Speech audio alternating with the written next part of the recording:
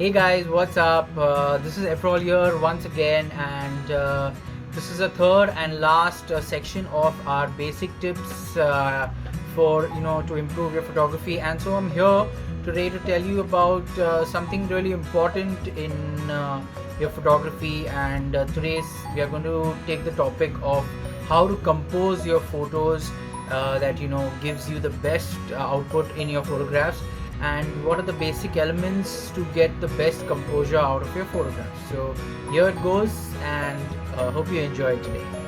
So according to me, there are around seven elements, the basic elements of photography when it comes to composing a picture. The elements according to me are your lines, your form, your texture, then your patterns, your color, and the space that you use to create your photographs. So when you set up your photo and you compose it, is what you mean by setting up.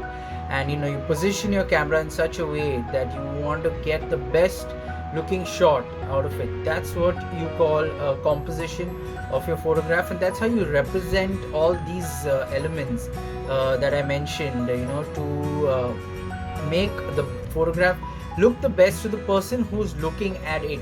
So different people have a different way of looking at photographs, so they will look at it in a certain way where the eye goes to a certain point first, and then it goes to the other points in your photograph. So that's what I mean by composition of the photograph. Now I'll give you a brief idea of these different examples of these different elements in photography, so you will understand more better. So I'll give you photographic examples so you can understand what I mean by line, shape, form, texture, pattern, color, and space. Okay, so these are the few examples coming up next. So I'll give you a few word examples as well, and a little bit of brief explanation of each one. So let's talk about the lines. So your lines, it can be vertical lines, horizontal lines, curved lines, or jagged lines. Now for example, you talk about your roads, you talk about the sunset, you talk about your bridges. Those lines, when you click a photograph, you have to make sure that you keep your lines vertical and horizontal. So that's what lines are. The second thing that is your shapes. So you have your two-dimensional shapes, like your representation of your objects.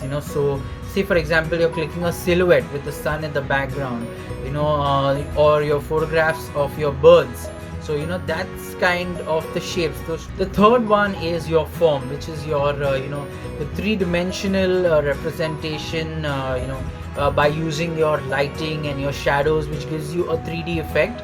That's what's included in the form of your subject.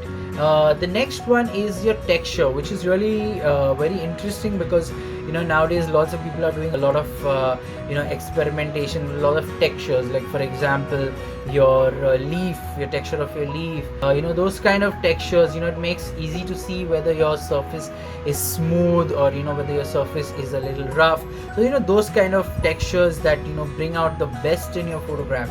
Then the next one is your patterns. Now patterns are very interesting. They make your photo very interesting. And for example, your flowers, your gardens, those beautiful patterns that you get with your leaves, those make a very interesting look at your photographs. Next, you have your color.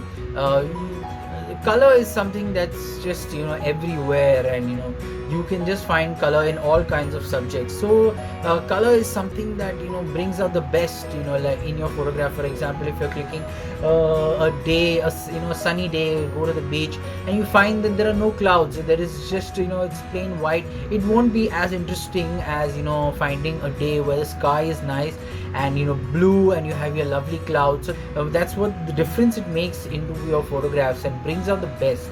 Our last of the basic elements is your space.